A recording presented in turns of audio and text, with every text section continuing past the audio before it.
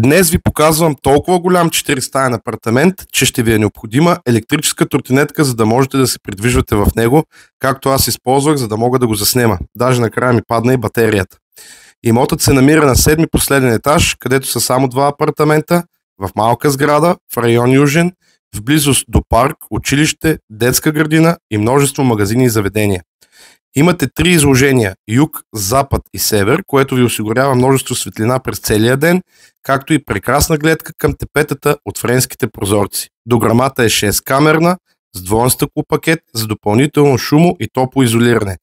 Също така, още на база строителството е заплатено за допълнителни слоеве на топло и хидроизолация.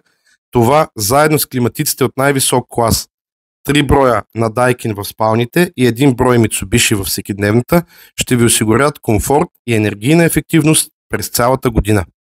Апартаментът е завършен до ключ, което ви позволява да го обзаведете по ваш вкус и предпочитания. В кухнята сме оставили окабеляване за остров за по-голям комфорт и уют. Всекидневната е с големина от 53 квадратни метра, спалня номер 1 с големина от 25 квадратни метра.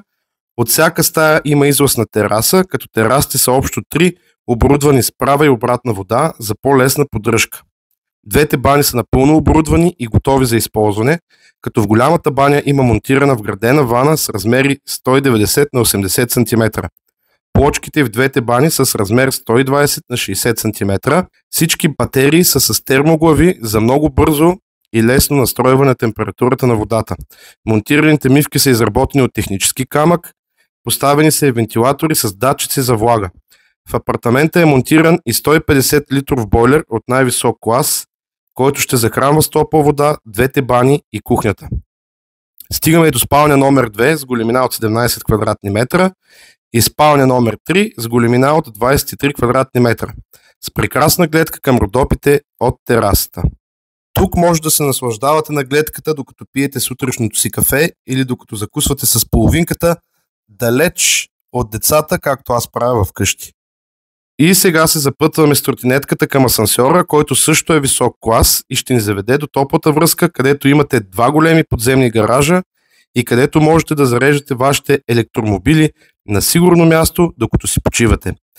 Свържете се с нас сега и запазете час за оглед. Ние изграждаме не просто имоти, а домове с душа.